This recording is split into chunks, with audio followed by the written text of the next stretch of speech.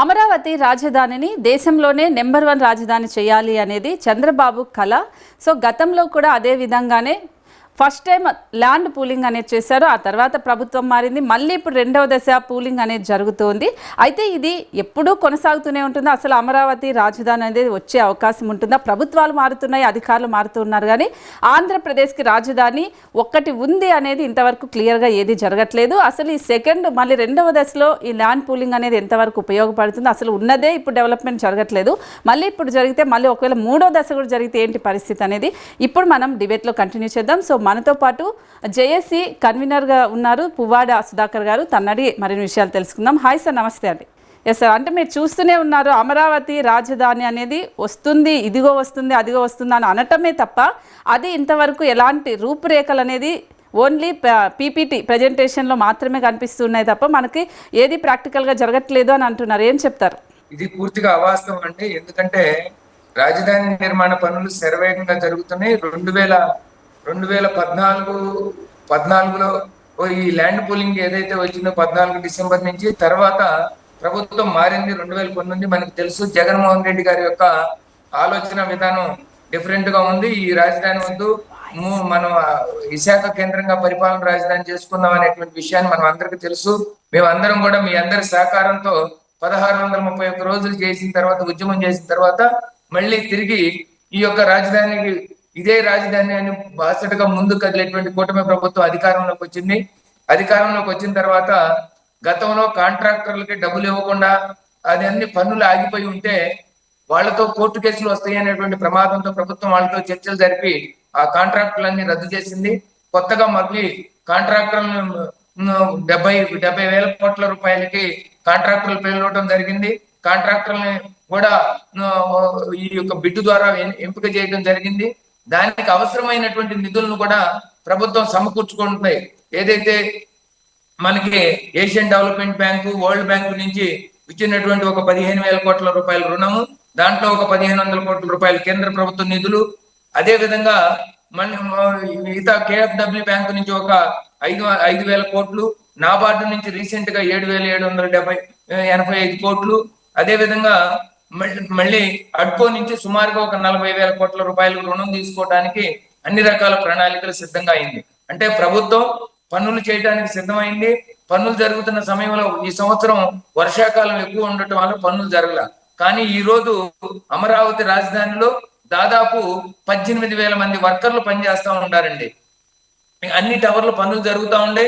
ప్రభుత్వం కూడా ఏదైతే ఒక టెండర్లు పిలవటం, దాంతో పాటుగా ఆ టెండర్లు సకాలంలో కంప్లీట్ చేసే విధంగా చూడటానికి మెకానిజాన్ని ఏర్పాటు చేయటం, ఆ విధంగా పనులు చేసినప్పుడు ఆ పనులకు సంబంధించినటువంటి డబ్బులు ఇవ్వటానికి కూడా సిద్ధంగా చేసి పెట్టింది. అంటే ప్రభుత్వం ఇక్కడ చేయవలసినటువంటి పనిని చిత్తశుద్ధితో చేసింది. అదే విధంగా నిర్మాణ కార్యకలాపాలు కూడా ఊపందుకుంటూ ఉన్నాయి. మనం గనక ప్రభుత్వం ఇచ్చినటువంటి టెండర్లను గనక పరిశీలించినట్లయితే ప్రతి ఒక్క టెండర్ కూడా డెడ్ లైన్ 2028 మార్చి 31వ తారీఖు లోపల చేయాలనేటువంటి విధానాలను, నిబంధనల్ని దాంట్లో పెట్టడం జరిగింది. ఒకవేళ కనుక ఆ నిబంధనలు పాటించకపోతే హెవీ అమౌంట్ అంటే సుధాకర్ గారు తొలి విడతలో భాగంగా 53 ఎకరాల వరకు తీసుకున్నారు, ల్యాండ్ పూలింగ్ తీసుకున్నారు. బట్ అదే ఇంకా డెవలప్మెంట్ జరగట్లేదు. ఏవైతే మనకు అపార్ట్మెంట్స్ కావచ్చు, అక్కడ కమ్యూనిటీలు కావచ్చు, పగులు కూడా వచ్చాయని విమర్శలు కూడా వస్తున్నాయి. ఇప్పుడు దానిపైన దృష్టి పెట్టి అది డెవలప్ చేస్తే ఇంకొంచెం బెటర్ కదా. అమరావతి మీద పూర్తి రైతులుగా నాలెడ్జ్ మేము చదువు ఉండదు కాబట్టి నాలెడ్జ్ కొంత తక్కువగా ఉంటుందండి. దానివల్ల మేము ఎమ్మెన్యే డెవలప్ జరిగిపోవాలని అనుకుంటాం. కానీ ఒక ప్రణాళికాబద్ధంగా ఇక్కడ ఇది అంతర్జాతీయ స్థాయి నగరం. ఏదో ఒక లేఅవుట్ లో 4 రోడ్లు వేసేసేంత స్పీడ్ గా ఉండదు. ప్రతిదీ కూడా అండర్ గ్రౌండ్ లో నిర్మాణం చేసుకుంటూ రావాలి.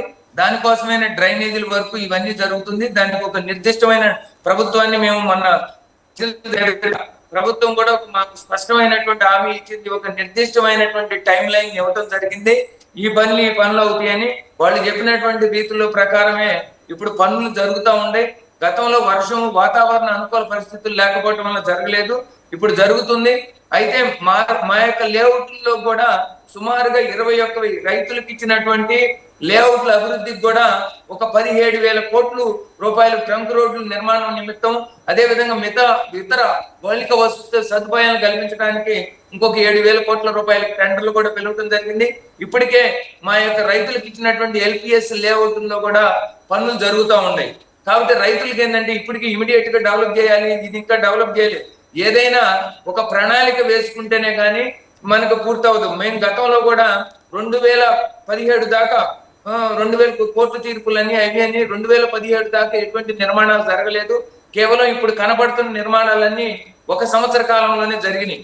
కానీ ఇప్పుడు ఆ ప్లాన్లన్నీ రూపొందించుకోవడం జరిగింది, టెండర్లు పిలవడం జరిగింది, పనులు కూడా వేగవంతం అవుతున్నాయి. అదేవిధంగా కాంట్రాక్టర్లు కూడా వర్క్ మెన్ ని డిప్లాయ్ చేశారు ఇక్కడికి. కాబట్టి ఇప్పుడు మీకు 2026 డిసెంబర్కి వచ్చేసరికి కొంత వరకు బయటకు వస్తుంది. అంటే సుధాకర్ గారు తొలి విడతలోనే రైతులకు అంటే 28,000 మంది రైతులకి అక్కడ ప్లాట్లు ఇస్తామంటూ కేటాయించారు. అది 10 ఏళ్ల ముందే చేశారు. బట్ ఇప్పటి వరకు వాళ్ళకి ప్లాట్లు కేటాయించినట్లు ఎక్కడ కనిపించట్లేదు. రైతులు కూడా వచ్చి ధర్నాలు చేశారు. దీనికి ఏం చెప్తారు? అసలు ఇంతవరకు అంటే పూర్తి సమాచారాన్ని మనం తెలుసుకోలేకపోతున్నామండి. ప్లాట్లు కేటాయించడం మాకు మొత్తం 65,000 ప్లాట్లు ఉంటాయి. 65,000 ప్లాట్లలో 89% ప్లాట్లు ఇప్పటికే రిజిస్ట్రేషన్ కూడా అయిపోయినాయండి. మాకు కేటాయించడమే కాదు, వాటికి రిజిస్ట్రేషన్ కూడా అయిపోయినాయి. కొన్ని ఏదైతే ఉండయో వాళ్ళ యొక్క కోర్టు కేసుల్లో కానివ్వండి, ప్రత్యేకంగా ఉండవల్లి పెనుమాకలో పూలింగ్ అనేది కొంత తక్కువ శాతం జరిగింది. అవి ఎందుకంటే అభివృద్ధి చెందినటువంటి నగరానికి ఆనుకొని ఉండటం వల్ల కొంతమంది రైతులు రోడ్ల ఎమ్మటి పొలాలు ఉన్నటువంటి, ఇప్పటికే ఉన్నటువంటి ఎగ్జిస్టింగ్ రోడ్ల పక్కన ఉన్నటువంటి పొలాలు ఉన్నటువంటి వాళ్ళు, మేము రోడ్డు పక్కనే ఉన్నాం కదా, మాకు పూలింగ్ లో అయితే అందరితో పాటు అయింది కానీ కొంత పూలింగ్ ఇవ్వలేదు. వాటిల్లో కూడా మొన్న ఉండవల్లిలో ఒక ఇచ్చినటువంటి వారి వరకు ఒక లేఅవుట్ వేయటం జరిగింది, 362 ఎకరాలు. ఇప్పుడు మొత్తం కూడా చెల్లియాల్సింది ఏంటంటే 30,900 ఎకరాలు పూలింగ్ రావడం జరిగింది. దాంట్లో 34,200 ఎకరాలకి పూర్తిగా ప్లాట్లు కూడా అలాట్మెంట్ చేయడం జరిగింది. అంటే దాదాపు 98% కేవలం పూలింగ్ ఇచ్చినటువంటి భూమిలో 2% భూములకు మాత్రమే ప్లాట్లు అలాట్మెంట్ జరగాల్సి ఉంది. అవి కూడా ఈ మధ్య కాలంలో ఇచ్చినటువంటి ప్లాట్లు కొన్ని ఉన్నాయి, కొంతమంది పూలింగ్ ఉంది. కాబట్టి ఇవన్నీ కూడా ఒక పద్ధతులు కోర్టు కేసుల్లో కొన్ని ఉన్నాయి.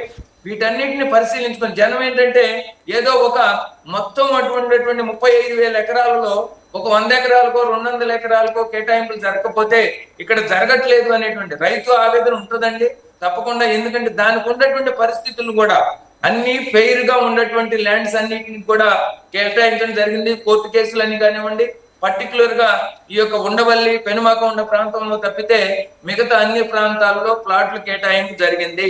అయితే ఎల్పిఎస్ రోడ్లు ఏర్పాటు చేయడం అనేది ఇప్పుడు మొన్నటిదాకా ఆపేయడం జరిగింది. ఇప్పుడు కొత్తగా రోడ్లు గవర్నమెంట్ వచ్చిన తర్వాత టెండర్లు పిలిచారు, పనులు జరుగుతున్నాయి. మనకి 2027, 2028లో స్పష్టంగా తెలుస్తూ ఉంటుందండి. ఎస్, అంటే ఇప్పుడు భూ సమీకరణకు చాలా మంది రైతులు వ్యతిరేకించిన రైతులు కూడా ఉన్నారు కదా, మరి వాళ్ళ పరిస్థితి ఏమంటారు? అంటే భూమి కొంతమంది రైతులు కొంతమంది భూమికి రైతులు మా భూమికి ఎక్కువ గజాలు కావాలి, మాకు ప్రభుత్వం ఇచ్చేటువంటి గజాలు చాలవని భూ సమీకరణకి వ్యతిరేకించారు. వాళ్ళ భూమిని గతంలో ప్రభుత్వం భూ సేకరణ కోసం నోటీసులు ఇచ్చింది. వాళ్ళు కొంతమంది కోర్టును ఆశ్రయించడం జరిగింది, కోర్టు నుంచి స్టేలు తీసుకురావడం జరిగింది. తర్వాత జగన్మోహన్ రెడ్డి గారు 2024లో ఇక ఎలక్షన్లకు ముందు భూ సేకరణ నోటిఫికేషన్ విత్డ్రా చేసుకోవడం జరిగింది. ఆ విత్డ్రా చేసుకున్నటువంటి ఫలితం దాన్ని కోర్టులో సబ్మిట్ చేసి ఫైనల్ హియరింగ్లు రాబోతా ఉండే. ఫైనల్ హియరింగ్లు వచ్చిన తర్వాత ప్రభుత్వం స్పష్టంగా చెప్పింది, మళ్ళీ భూ సేకరణ చేస్తాము. వాళ్ళని ఒకసారి అడుగుతున్నాం. ఇంతకుముందు గతంలో 3,700 ఎకరాలకి భూ సేకరణకి ఇచ్చారు. కానీ కొన్ని చర్చల ఫలితంగా కానీ తర్వాత వచ్చినటువంటి పరిస్థితుల ఫలితంగా కానీ ఇప్పటికే దాదాపు ఒక 1,800 ఎకరాలు ఆ భూ సేకరణలకు ఇచ్చినటువంటి దాంట్లో మళ్ళీ పూలింగ్ ఇవ్వడం జరిగింది, భూ సమీకరణలో పాల్గొనడం జరిగింది. ఇంకా కేవలం 1,800 ఎకరాలు మాత్రమే భూ సేకరణ చేయవలసి ఉంది. దానికి అవసరం నిమిత్తం ఎక్కడైతే ఏ అవసరమో ఏ ప్రాజెక్టు వైజ్ గా నోటిఫికేషన్ ఇచ్చేటువంటి అవకాశం ఉంది. ఒకే నోటిఫికేషన్ ఇవ్వకుండా ఎక్కడ అవసరం అయితే అక్కడ తీసుకునే విధంగా నోటిఫికేషన్ ఇవ్వబోతున్నారు. త్వరలోనే దీన్ని మొత్తం కూడా ఒక చట్టబద్ధమైనటువంటి ప్రొసీజర్ ఉంది.